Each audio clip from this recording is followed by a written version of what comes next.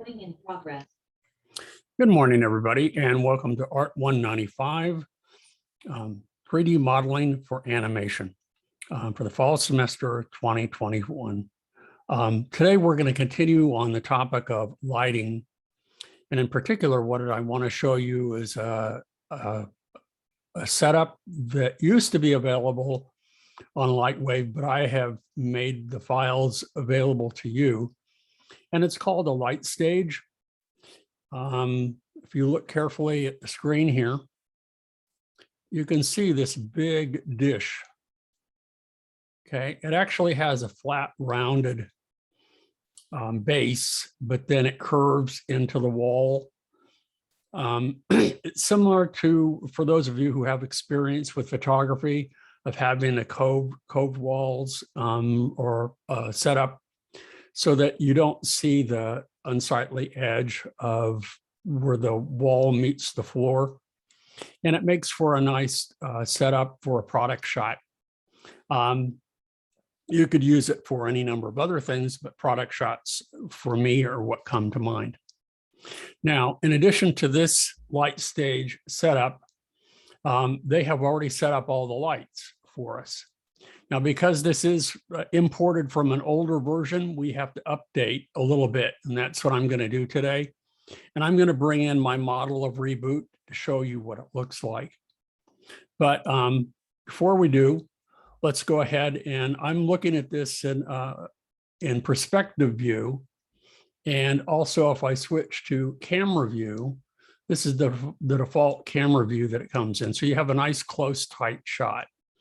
You don't see the walls because where that grid ends, it just curves up into the walls.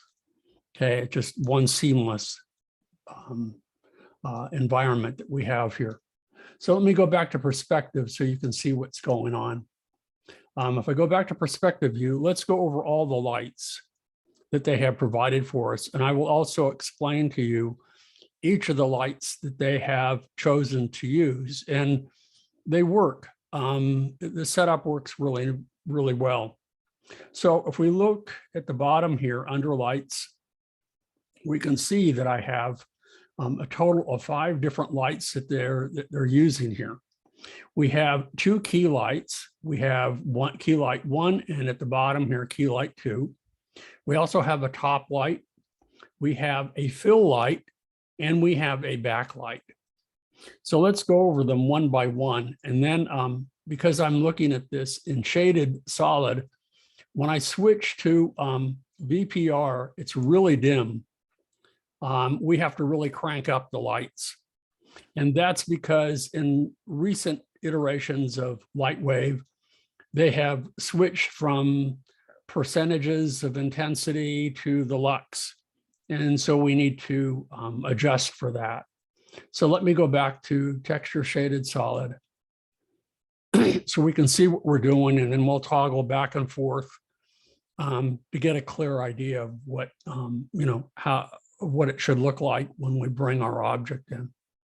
So to get a sense of what each of these lights are and their intensity, I need to bring up the light properties. Okay, so with the properties window, you can see that it was named key light, and it gives us the type. It's an area light. The light color is white. The light intensity is only 3.768 lux. Now that translated from some percentage or something, I don't know. But when you import it, it asks you if you want to save it for the current version of the 2020 version that we're working in.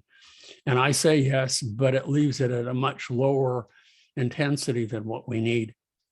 So let's go over the other lights, and then I'll go step by step through each of these, and I'll show you how I approach getting this into a semi-normal situation. And then at the very end, I'll show you where I have these files saved for you. It's in classic content folder inside our Google Drive, our shared Google Drive folder, but I'll show you where they are. There's 2 files that you'll need. There'll be an object file, which is for the light bowl, and there'll also be for the light stage will be a scene that you'll have to copy. So we started with our first key light. We go to the top light and we'll select that. And you can see that that too is an area light. And remember from Monday, area lights were defined by these rectangular graphics here, these little icons. And if you recall, I told you that area lights are an array of 16 point lights that give you a very soft shadow and a nice even distribution of light. So the next one is our fill light. That's over to the right here. Okay, so the fill light over here is a distant light, and it's only 1.5 lux they've used. And then the last one over here, the backlight, okay, is a spotlight, and that they have set at almost 1 lux. And then the last one at the bottom here, let's go back. It's the backlight, and then we have key light number 2 that's right behind key light number 1, and it too is a spotlight. So what I'm going to do is I'm going to switch from the way I get started with these to bring them up to date is I'm going to go back to key light 1, because that is technically the most important light that we have here. And I can leave it in perspective mode for the time being, but to really see how it's going to look when we render it, we need to go to VPR. So what I'm going to do is I just by habit, I double each one of the intensities of the light or triple it until I get something pretty close to what I want. But I try to keep them all in, because they had the settings that they used originally were well balanced with one another. So I try to keep them in the same kind of relationship, percentage relationship with one another. So it'll be close. Like this one is almost, it's not quite 4 lux, but so I'll go ahead and I'll double it and I'll make it 8 lux. Okay, and you barely see the bowl in there. And now I'll switch from key 1 to top light. And this one is 1.2. So I'm going to say 2.5 lux.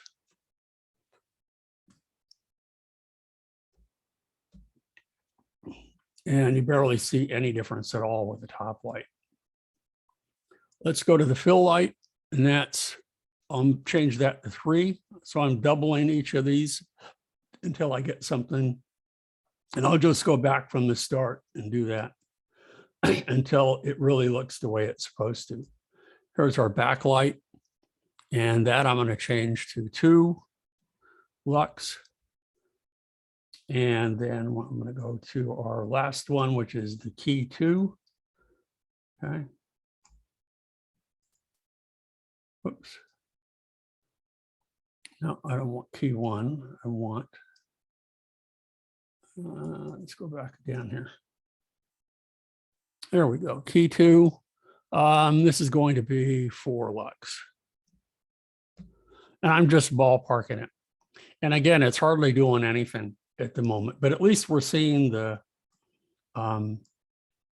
light bowl. So I'll go back to this again, and I'm just going to double it again. So I'm going to go from 8 to 16. And when I get something that's approximate to what I want, then I'll begin to fine tune it with my object inside it. So I'm going to go back to the top. So this is going to take me a few minutes here. Let's go to 5. Let's go again to fill. And I'm going to go to 6. So, little by little, it begins to get close to what we want. I'll go to 4. And each time you double it, though, because it's, we're working exponentially, it will get closer and closer to what we want here.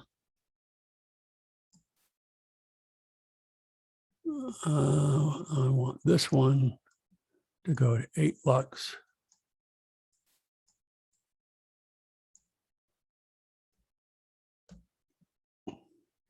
And I'll start over again. Sorry, this gets kind of tedious, but you know, this is something that you're going to have to experiment with yourself. So this was 16. Now I'm going to jump to 32. See, it's getting closer. And again, I like doing it this way just because, you know, I lose sight of where I am. I want to make sure that, as I said, the relationship of each of the lights remains pretty consistent with one another. Now, you know, that I've done this a few times, we're really starting to get a sense of what this thing is supposed to look like when it's fully rendered. Backlight, 8. And key light number 2. We'll go to 16. I don't know that the next one will do it, but we're going to get pretty darn close. So I'm going to go back to key light 1, and I'm going to double this one, and this is going to go from 32 to 64. This is, you know, in the ballpark of what we need. So that's key light 1. And as soon as I get this close, I'm going to go ahead and save this so that I don't have to fiddle with this the next time. It's the top. Let's go to the fills and the backlight.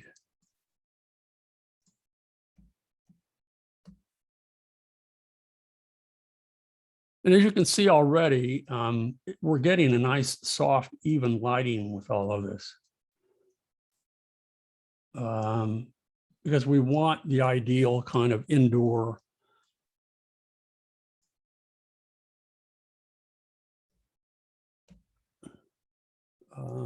idealized, you know, photography kind of setup.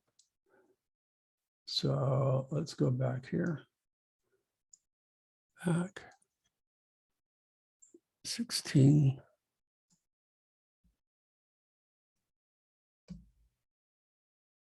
And I think I should get pretty, by this time, I'll get pretty close, and I'll bring in this one, 32. I'll bring in my character. So I'm close. So now what I want to do is I'm going to switch from perspective view and go to camera view. Not perfect, but it's getting close. Another thing that I should probably do too is I'm going to go ahead and bring up the surface editor. Whoops. There we go. We only have the GroundBowl, and that's it. They've made it kind of a light gray. I'm going to go ahead and instead of using a light gray, I'm going to make it white. Just to really kind of, yeah, see that really, now it's a bit too much. So let me go back again. And let's go back with a softer gray here. Just a little bit.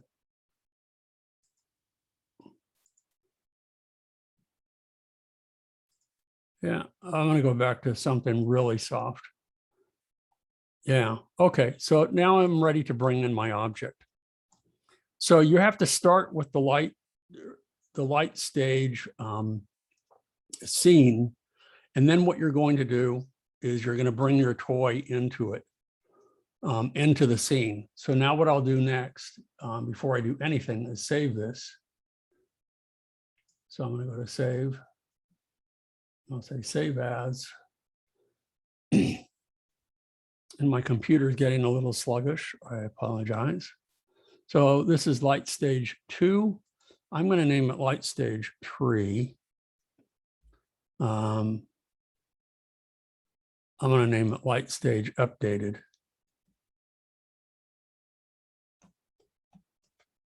And put in an underscore here. Come on. There we go. And save it and make sure that it's saved in my scenes folder. And now I'm ready to bring in my object. So what I might want to do though, to get a sense of what this is going to look like is instead of go to camera view, because I don't know the scale of this. I don't have any clue at all. So what I want to do is when I load my object in here, I don't know whether it's going to be too small or too big for this light stage. But once it's brought in, I can go ahead and I can scale it to the light bowl. So I'm going to go ahead and load. And what I want to do is I want to load object into our scene. And I'm going to go back to, I don't want that. I need to go back to content fall 2021, because it asks you to save this in a separate folder to update it. So I'm going to go back to objects, and you can see that I have, here's my reboot character for the fall 2021 semester, or my LightWave object, and I can go ahead and bring it in. Can't find Mike's eyes yet. I'm going to go ahead and show it.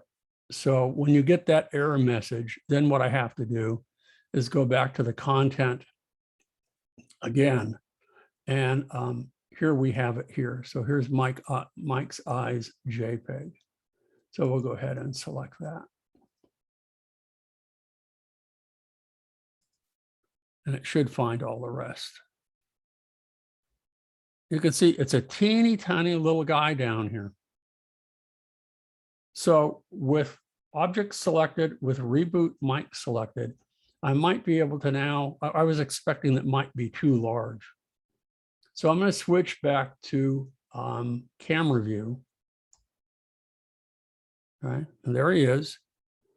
And with Mike selected, what I can do is I can switch maybe to wireframe. This is what I'm going to do. I'm going to switch from VPR to wireframe. And instead of current camera view, I want to select maybe a back view. See that, he's, underneath the floor just a little bit. So I'll go ahead and I'll move him up. Move the floor up. Actually, I don't need the floor. So I'm going to go ahead and move that. I'm going to move him up. And what I'm going to do is I'm going to switch to, let's see, I think it was on here. There we go. So this is the floor that we had. So I'm going to come back to items, and I'm going to, the one that's selected, I can say clear selected. I don't need it because the light bowl now will be the ground plane for me. And now this is close. I'm going to go ahead, and I know that it's, you guys are seeing it really teeny tiny. I want to zoom in a little bit to make sure that he is right on the floor, and he's pretty close. So now what I can do is I can go back to my camera view. And what I want to do is I want to increase the size of him. I can also change the camera angle. How do I want to view this? Do I want to view it from a bird's eye view? Do I want to view it from a lower angle? So I probably should change the camera right now. And I can get really close. And I'm going to hit T for move. I'm going to right click and pull up like so. I'm going to left click and move closer. Now, when you're done with this, the goal is that you don't want to see the edges of the bowl. I mean, that's the whole purpose of this. So I'm going to keep zooming in a little bit. Move up a little closer. So I really don't have to, if I zoom in enough, I really don't have to increase his scale at all. So let's go ahead and instead of wireframe, let's switch back to VPR and see how it looks. Okay, you can see that we're getting a really soft shadow here. It's a very dark one, but it's a soft one. With my character selected, you can see that there's a little shadow underneath his boot. I don't want to see that, so I need to move him down a little bit. So what I'm going to do is I'm going to select, rather than the camera, I want to select objects.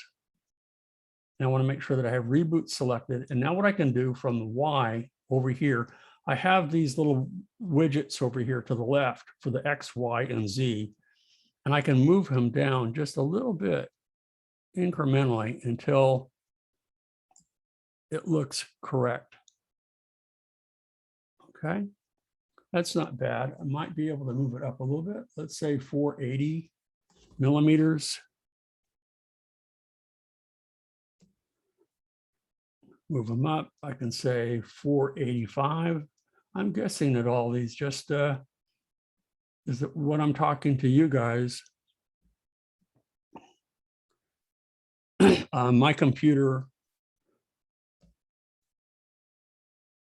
bogs down a little bit.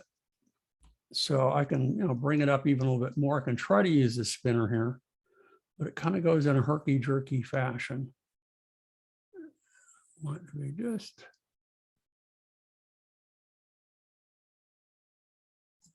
Now it looks like 485 is just fine. So you can see that it really is lighting up quite nicely. We have a neutral background which to render our piece. And now would be the time to go ahead and to check our camera settings to determine how much or what size we want to render it. We can also go ahead and look at some other things here under our render properties to maybe add a little bit of rays of light and that sort of thing to make sure that everything is nice and smooth. And my goal is for you to get a nice tight shot of your render. Now, one of the things that you might want to notice is that the chrome in his joints reflects the scene. And because there's nothing above the light bowl, it reflects black. So what you may want to do, or what you find that you have to do to make it a little bit more interesting is I can close the light properties now. I could probably turn it down a little bit, might be a little bit too bright. This is where you'd want to tweak the lighting just a little bit, but I can come back in here and I can look at the chrome. Okay, I'm using the conductor, but what I can do is I can switch to shading model and you can see where the reflection is. And it's using glossy reflections. It's using ray trace. So that's exactly what it's going to see. But what I could do is use ray trace and spherical map. So possibly to make this a little bit more interesting, I can take one of the images that I used from before. It could be an exterior scene. It could be, if I want the reflection of space or the moon or and some sort of environment, could be interior or exterior, I can do that. Or I leave the black alone here. So let's try to bring something in here. I'm going to go ahead and load an image map, and it may or it may not work. I don't know. So I'm going to go ahead and load the image. And I have to go back to images and my folder here. So let's go back to images. And one of the ones that I brought in from before, I said, was here. Let's use the river and see what that looks like. And as soon as that's brought in, I should begin to see a difference in the reflections. Now, if I only want the river reflected and nothing else in my scene, I can always switch from ray trace plus spherical map to just spherical map. And when I do that, notice how in the chrome, now that doesn't look really good at all, but it's just reflecting this image here. So I kind of like it a little bit better to do ray trace and spherical map, and it looks a little bit more interesting. I don't like all black. It looks a bit much, but I do like to see some of some sort of fake exterior rendered into here. So let's do a test render in a minute and see how it looks. Before I do though, I want to make sure that I select the camera. So let's select our camera. Let's go to properties for the camera. And I want to make sure that I have, by default here, we have 800 by 600 pixels. I'm going to go ahead and set that to 100% for starters. And when I get a rendering that I really like, I'm probably going to double it or quadruple it in size. 50% is just too small for me. I can't see it that well. The next thing that I want to do is change the minimum and maximum samples. That's to make sure that we don't get jaggies. So it covers the anti-aliasing. So what I'm going to do is I'm going to change this to minimum 8 and maximum 16. That works pretty well, generally for me. And then what I need to do after I've changed my camera settings is I'm going to go ahead and I'm going to close the camera properties. And now I need to go to render. And what I want to do is I want to look at the render properties.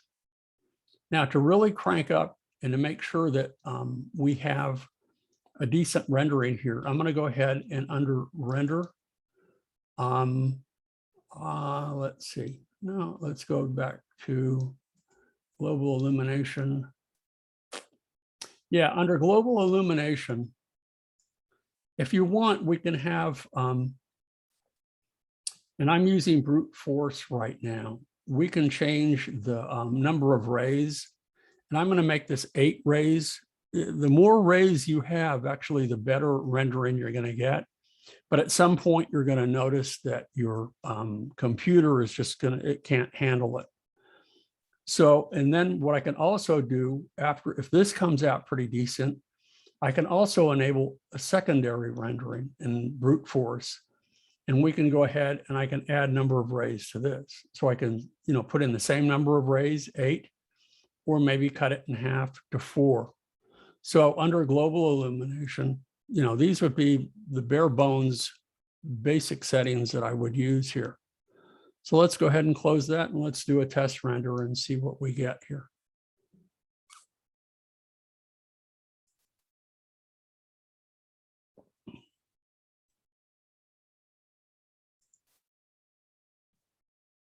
And hopefully it doesn't take too long.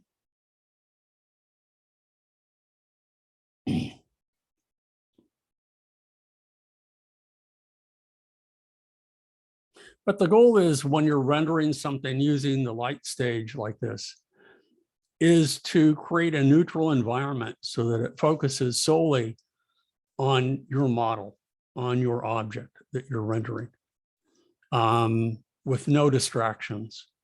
It's used all the time in photography for desktop shots, for products.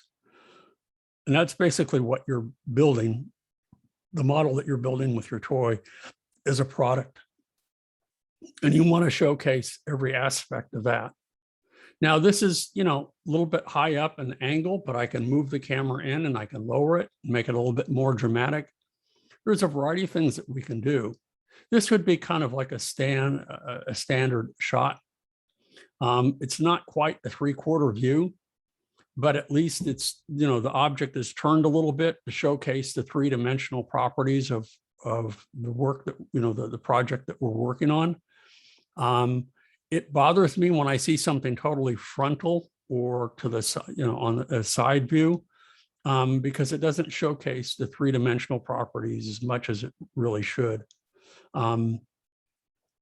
Then the other thing is, for a dramatic effect, what I would probably like to do is I'd like to come in and change the camera angle a little bit to make it a little bit more dramatic. And that could be maybe to look up at it. But you have to be careful. I can't look up at it too much because then I'll see the edges of the light bowl. So we need to be careful of that. And let's see what we have here. So I've done with this. We've aborted it. And we can see that this is the scene that we have here. It's really kind of teeny tiny. Okay. So that's at 100%. That's 800 by 600. I can always view it a little bit larger, 200%. And it still is a pretty nice rendering, pretty clean. Okay. With strong shadows, but soft edges. It really, it might be a little bit too bright in some areas that I could tone down some of the lighting a little bit. But for demonstration purpose today, I'm just going to leave it alone. Okay. So that's one that we could do here. So I'll set this aside. Now let's go ahead and let's move the camera again. So I'm going to go ahead and hit T for move. I'm going to go ahead and move it up like so. And I'm going to move it a little bit closer. And I'm going to rotate it and to look up just a little bit.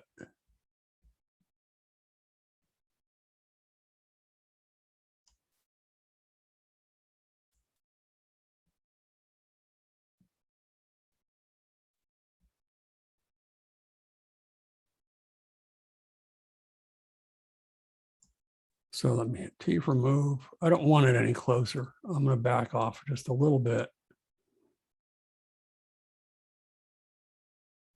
Let's move it down a little bit. So now I've changed my eye level just a tad. And I'm going to check under rotation here. Heading, I don't want to change the bank at all. So I'm going to make sure that that is 0 because that rotates everything just a little bit. There we go. To change the pitch, I can just a little bit. We can move that up just a little. Let me look it up. Yeah, let's look it up.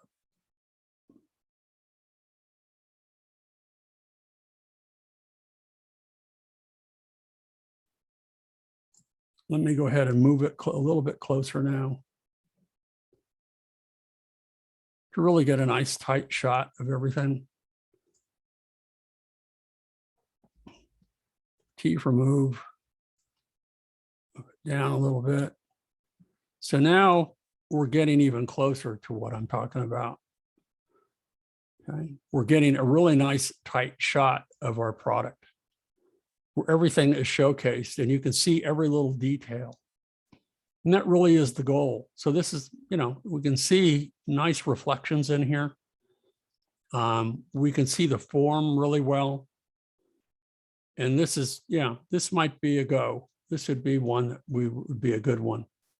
So probably the last thing that I want to do if I'm really happy with this, and then when I'm done with this, we'll call it a day. But I would want to go back to the camera properties. And I'm going to go ahead and change this from 100% to at least 200%. And to make it a little bit larger. And I might, for the final rendering, make it even larger yet. But I would want to go under the render properties again and go to render properties and see. And I'm going to go ahead and I'm going to turn on enable secondary global illumination. And I'm going to change this to, I'll make it 4 rays here.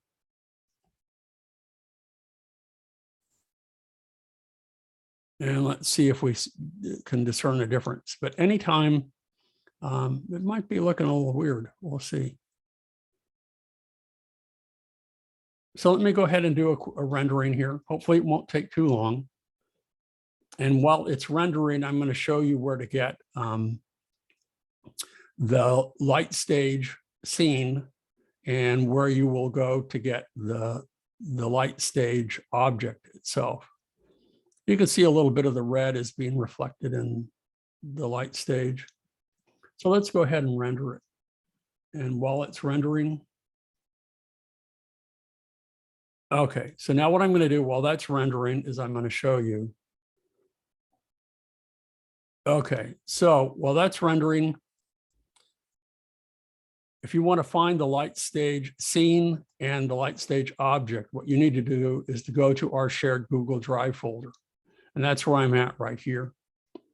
You'll notice that I have a folder named Classic Content.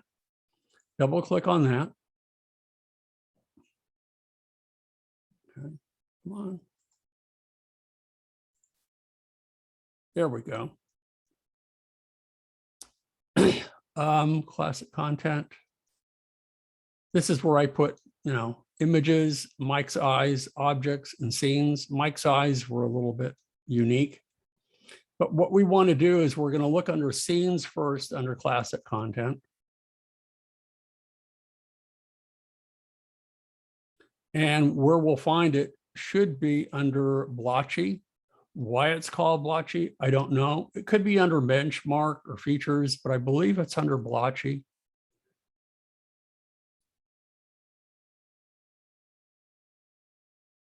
And let's see. And it is. Here's where it says LightStage.lws for LightWave Scene. That's what you want. Now, if you've already downloaded all of them, that's great, because there's a lot of useful classic content to be found inside these folders.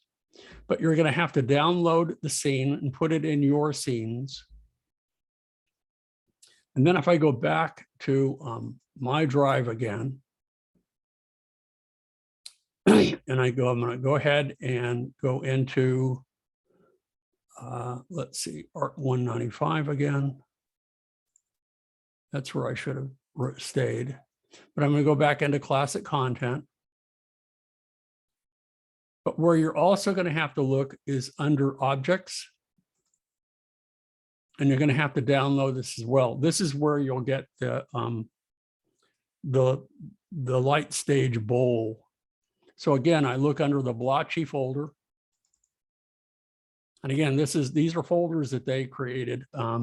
Why they named them that, I don't know. And you can see that we have the GroundBowl and ground white LightWave object. So this is the GroundBowl.lwo for LightWave object. You're going to want to download that. So that's where you're going to get them. Okie doke. So let's see how our rendering is doing. And it's slow going. It's going to take a little while.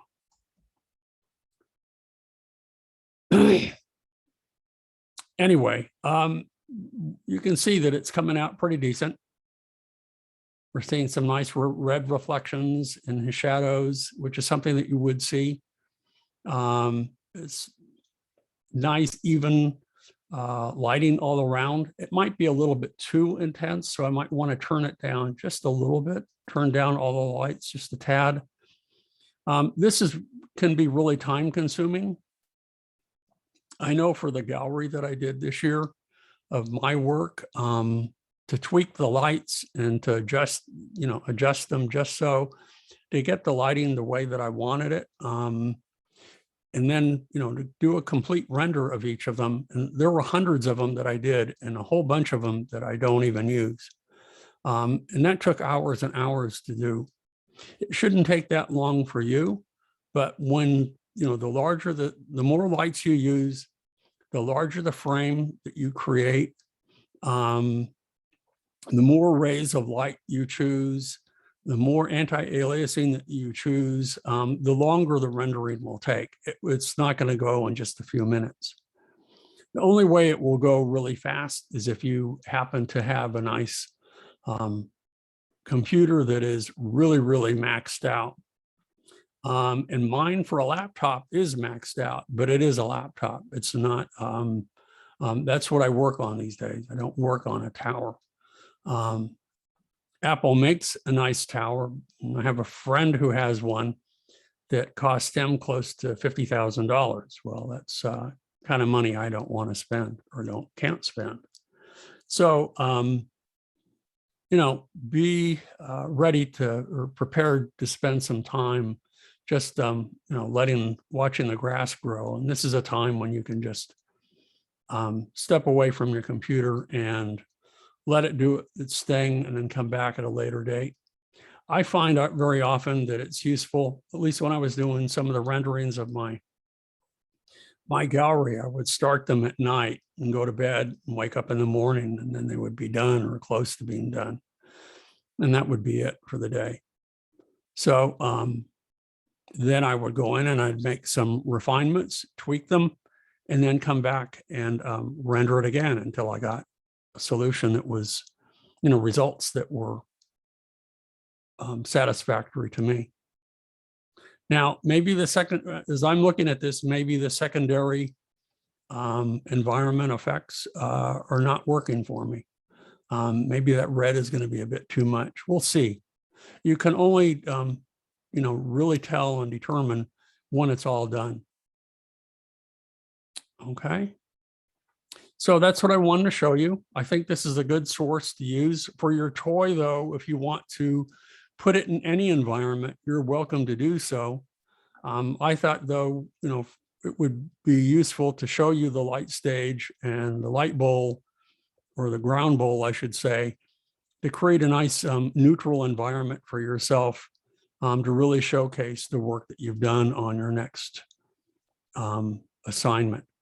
For your final assignment, you'll have the option of using this, or it really depends on what it is that you decide to do for your final project, what you'll do for a background. Maybe it will be an environment that you'll choose to create, an exterior or interior scene. Who knows? That's something that you should be thinking about.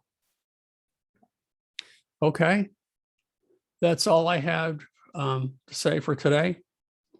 And next Monday, we're going to start working in organic modeling. I'm going to do a cup demo, which is a very simple approach to creating a ceramic cup. And then we're going to start to watch a series of videos on creating a character, a model head for a character. They're not by me, they're by another fellow. That they are already on saved on the school's website. So if you want to look at them there, you can. Anyway, that's all I had to say for today. If you have any questions, please let me know. And then I'm going to go ahead and I'm going to pause the recording and say goodbye. Yeah, they're already for the organic modeling, they're on Canvas if you want to see them in modules. So anyway, I hope you got something from this, and the same with the other lighting demonstration, because they can really, as I say, lighting can really bring your model to life. It's an extremely important aspect of it. And it is an area of concentration for people in the field that specialize and do nothing but lighting. Many of the people that do lighting in computer graphics started in theater. And that's where they really understood how to light live stages and that sort of thing. And then they took that knowledge and transferred it into the computer to make a pretty nice living for themselves. Okay, so I'm going to say goodbye, and I'm going to go ahead and pause the recording and see everybody on Monday. Okay.